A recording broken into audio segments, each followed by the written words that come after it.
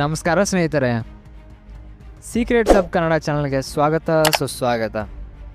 ಇಂದು ನಾವು ಪೆಸಿಫಿಕ್ ಮಹಾಸಾಗರದ ಒಂದು ಅತ್ಯಂತ ವಿಶೇಷ ದ್ವೀಪದ ಬಗ್ಗೆ ತಿಳಿದುಕೊಳ್ಳೋಣ. ಅದುವೇ ನೌರು. ಇದೊಂದು ಸಣ್ಣ ದ್ವೀಪವಾದರೂ ಇದರಲ್ಲಿರುವ ಅದ್ಭುತ ಸಂಗತಿಗಳು, ಇತಿಹಾಸ ಮತ್ತು ಏರಿಳಿತಗಳು ನಮ್ಮನ್ನು ಖಂಡಿತ ಅಚ್ಚರಿಗೊಳಿಸುತ್ತವೆ. ಈ ಚಿಕ್ಕ ದ್ವೀಪ ಒಂದು ಕಾಲದಲ್ಲಿ ವಿಶ್ವದ ಅತ್ಯಂತ ಶ್ರೀಮಂತ ರಾಷ್ಟ್ರಗಳಲ್ಲಿ ಒಂದಾಗಿತ್ತು. ಆದರೆ ಇಂದು ಅದರ ಪರಿಸ್ಥಿತಿಯೇ ಬೇರೆ ಇದೆ. ಹಾಗಾದರೆ ಬನ್ನಿ, ಇಂದು ನಾವು ನೌರುದ 10 ಅದ್ಭುತ ಸಂಗತಿಗಳನ್ನು ತಿಳಿದುಕೊಳ್ಳೋಣ. ಫ್ಯಾಕ್ಟ್ ನಂಬರ್ 1, ವಿಶ್ವದ 3ನೇ ಅತಿ ಚಿಕ್ಕ ದೇಶ.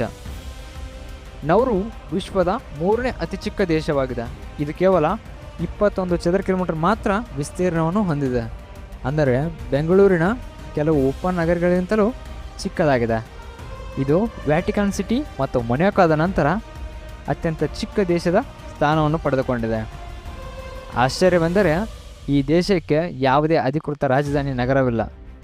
ಸರ್ಕಾರಿ ಕಚೇರಿಗಳು ಯಾರೆನ್ ಎಂಬ ಜಿಲ್ಲೆಯಲ್ಲಿವೆ, ಆದರೆ ಅದು ರಾಜಧಾನಿ ಅಲ್ಲ.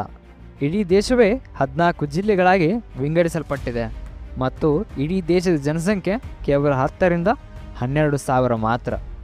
ಫ್ಯಾಕ್ಟ್ ನಂಬರ್ 2, ಪ್ಲೆಸೆಂಟ್ ಐಲ್ಯಾಂಡ್, ಸುಂದರ ದ್ವೀಪ. 1798ರಲ್ಲಿ ಬ್ರಿಟಿಷ್ ನಾವಿಕ ಕ್ಯಾಪ್ಟನ್ ಜಾನ್ ಪಿಯರ್ನ್ ಈ ದ್ವೀಪವನ್ನು ಕಂಡುಹಿಡಿದಾಗ ಅದರ ಸೌಂದರ್ಯಕ್ಕೆ ಮಾರು ಹೋಗಿ ಇದಕ್ಕೆ ಪ್ಲೆಸೆಂಟ್ ಐಲ್ಯಾಂಡ್ ಎಂದು, ಅಂದರೆ ಸುಂದರ ದ್ವೀಪ ಎಂದು ಹೆಸರಿಟ್ಟರು. ಆದರೆ ಇದು ಅವರ ಮೊದಲ ಭೇಟಿಯಾಗಿರಲಿಲ್ಲ. ನೌರು ಜನರು ಸುಮಾರು 3000 ವರ್ಷಗಳ ಹಿಂದೆ ಮೈಕ್ರೋನೇಷ್ಯಾ ಮತ್ತು ಪಾಲಿನೇಷ್ಯಾದಿಂದ ವಲಸೆ ಬಂದು ನೆಲೆಸಿದ್ದರು. ಈ ದ್ವೀಪದ ಸುತ್ತಲೂ ಹವಳದ ದಿಬ್ಬ ಇದೆ ಮತ್ತು ಒಳಭಾಗದಲ್ಲಿ ಬುವಾಡಾ ಲಗೂನ್ ಎಂಬ ಸಿಹಿನೀರಿನ ಕೊಳವಿದೆ.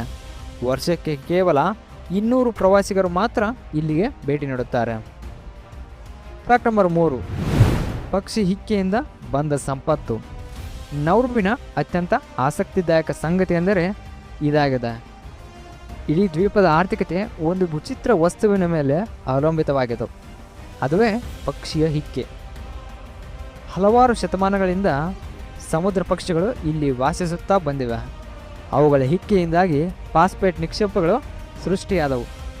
1906ರಲ್ಲಿ ಈ ಫಾಸ್ಫೇಟ್ ಗಣಿಗಾರಿಕೆಯು ಆರಂಭವಾಯಿತು ಮತ್ತು ನೌರು ವಿಶ್ವದ ಅತ್ಯುತ್ತಮ ಗುಣಮಟ್ಟದ ಫಾಸ್ಫೇಟನ್ನು ಉತ್ಪಾದಿಸಿತು. ಇದೇ ಮುಂದೆ ನೌರುವನ್ನು ವಿಶ್ವದ ಅತ್ಯಂತ ಶ್ರೀಮಂತ ದೇಶಗಳಲ್ಲಿ ಒಂದನ್ನಾಗಿ ಮಾಡಿತು. ಫ್ಯಾಕ್ಟ್ ನಂಬರ್ 4, ಒಮ್ಮೆ ವಿಶ್ವದ ಅತಿ ಶ್ರೀಮಂತ ದೇಶ. 1960 ಮತ್ತು 70ರ ದಶಕದಲ್ಲಿ ನೌರುವಿನ ಫಾಸ್ಫೇಟ್ ಉತ್ಪಾದನೆ ಉತ್ತುಂಗದಲ್ಲಿತ್ತು. ಇದರಿಂದ ನೌರು ವಿಶ್ವದ ಅತಿ ಹೆಚ್ಚಿನ ತಲಾರು GDP ಹೊಂದಿದ ದೇಶವಾಯಿತು. ಹೌದು, ನೀವು ಕೇಳಿದ್ದು ಸರಿಯಾಗಿಯೇ ಇದೆ.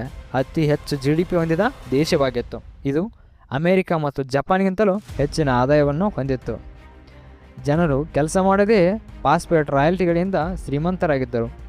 ನೌರುವಿನಲ್ಲಿ ಅತ್ಯಾಧುನಿಕ ಕಾರುಗಳು, ಉತ್ತಮ ಆಸ್ಪತ್ರೆಗಳು ಮತ್ತು ಆಧುನಿಕ ಮೂಲ ಸೌಕರ್ಯವಿತ್ತು. ಆದರೆ ಈ ಸಂಪತ್ತು ಶಾಶ್ವತವಾಗಿರಲಿಲ್ಲ ಅಷ್ಟೇ. ಫ್ಯಾಕ್ಟ್ ನಂಬರ್ 5, ದುರಂತದ ಪತನ. ಫಾಸ್ಫೇಟ್ ನಿಕ್ಷೇಪಗಳು 1990ರ ದಶಕದ ವೇಳೆಗೆ ಬಹುತೇಕ ಖಾಲಿಯಾದವು. ಇದರೊಂದಿಗೆ ನೌರುವಿನ ಆರ್ಥಿಕತೆಯೂ ಸಹ ಕುಸಿಯುತ್ತಾ ಬಂದಿತು.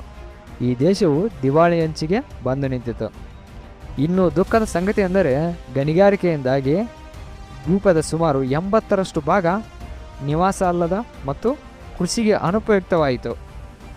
ಒಂದು ಸುಂದರ ದ್ವೀಪದ ಒಳಭಾಗವು ಚಂದ್ರನ ಮೇಲ್ಮೈಯಂತೆ ಕಲ್ಲುಗಳು ಮತ್ತು ಕುಳಿಗಳಿಂದ ತುಂಬಿ ಹೋಯಿತು. ಇಂದಿಗೂ ಅಲ್ಲಿನ ಜನರು ಕರಾವಳಿ ಪ್ರದೇಶದಲ್ಲಿ ಮಾತ್ರ ವಾಸ ಮಾಡುತ್ತಾರೆ. ಫ್ಯಾಕ್ಟ್ ನಂಬರ್ 6, ಆಸ್ಟ್ರೇಲಿಯಾದ ಪೆಸಿಫಿಕ್ ಸೊಲ್ಯೂಷನ್. 1990ರಲ್ಲಿ ಜರುಗಿದಂಥ ಆರ್ಥಿಕ ಬಿಕ್ಕಟ್ಟಿನಿಂದ ಹೊರಬರಲು ನೌರು 2001ರಲ್ಲಿ ಆಸ್ಟ್ರೇಲಿಯಾದೊಂದಿಗೆ ಒಂದು ವಿವಾದಾತ್ಮಕ ಒಪ್ಪಂದ ಮಾಡಿಕೊಂಡಿತು. ಆಸ್ಟ್ರೇಲಿಯಾಕ್ಕೆ ಬೋಟ್ ಮೂಲಕ ಬರುವ ಆಶ್ರಯ ಬಯಸುವ ಜನರ ವಿಶಾಲ ಕೇಂದ್ರವನ್ನು ಇಲ್ಲಿ ಸ್ಥಾಪಿಸಲಾಯಿತು. ಅಂದರೆ ಆಸ್ಟ್ರೇಲಿಯಾಕ್ಕೆ ಬರುವ ಅಕ್ರಮ ವಲಸಿಗರ ಡಿಟೆನ್ಷನ್ ಸೆಂಟರನ್ನು ನೌರುದಲ್ಲಿ ಸ್ಥಾಪನೆ ಮಾಡಲಾಯಿತು. ಇದರ ಬದಲಿಗೆ ಆಸ್ಟ್ರೇಲಿಯಾ ನೌರುವಿಗೆ ಸಹಾಯಧನವನ್ನು ಸಹ ನೀಡುತ್ತಾ ಬಂದಿತು. ಇದು ನೌರುವಿನ ಪ್ರಮುಖ ಆದಾಯಗಳಲ್ಲಿ ಒಂದಾಯಿತು.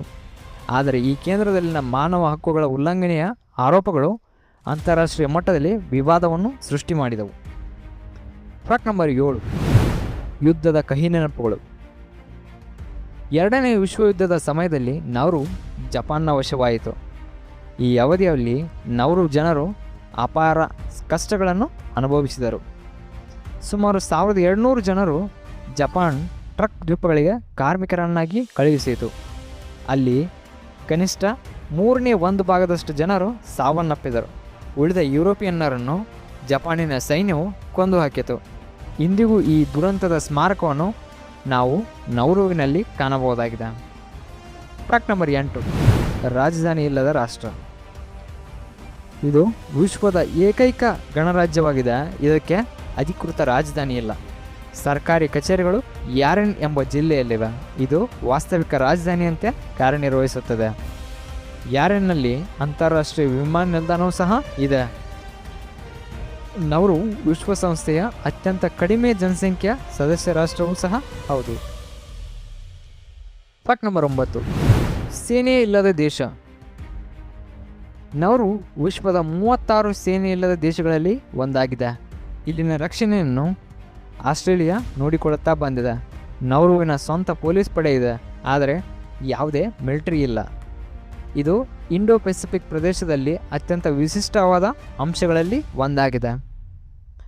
ಫ್ಯಾಕ್ಟ್ ನಂಬರ್ 10, ಅಂಗಮ್ ದಿನ, ವಿಶೇಷ ರಜಾ ದಿನ. ನೌರುವಿನ ಅತ್ಯಂತ ವಿಶೇಷವಾದ ಆಚರಣೆ ಎಂದರೆ ಅದು ಅಂಗಮ್ ದಿನ. ಇದು ಅಕ್ಟೋಬರ್ 26ರಂದು ಆಚರಿಸಲಾಗುತ್ತದೆ. ಅಂಗಮ್ ಎಂದರೆ ಮರಳುವಿಕೆ ಅಥವಾ ಗೆಲುವು ಎಂದರ್ಥವಾಗುತ್ತದೆ. 2 ವಿಶ್ವಯುದ್ಧಗಳ ನಂತರ ನೌರು ಜನಸಂಖ್ಯೆಯು ಕುಸಿದಿತ್ತು. ಈ ದಿನವು ಆ ಜನಸಂಖ್ಯೆಯ ಪುನರ್ವಸತಿ ಮತ್ತು ನೌರು ಜನರ ಸ್ಥಿತಿಸ್ಥಾಪಕತ್ವವನ್ನು ಸ್ಮರಿಸುತ್ತದೆ. ಪ್ರತಿ ವರ್ಷ ಸಾಂಪ್ರದಾಯಿಕ ನೃತ್ಯ, ಹಾಡು ಮತ್ತು ಊಟಗಳೊಂದಿಗೆ ಅದ್ಧೂರಿಯಾಗಿ ಆಚರಣೆ ಮಾಡುತ್ತಾರೆ.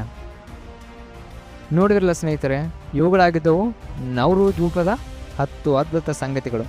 ನೌರು ದ್ವೀಪ ಒಂದು ಚಿಕ್ಕ ದ್ವೀಪವಾದರೂ ಅದು ಒಂದು ಕಾಲದಲ್ಲಿ ವಿಶ್ವದ ಅತ್ಯಂತ ಶ್ರೀಮಂತ ದೇಶವಾಗಿತ್ತು.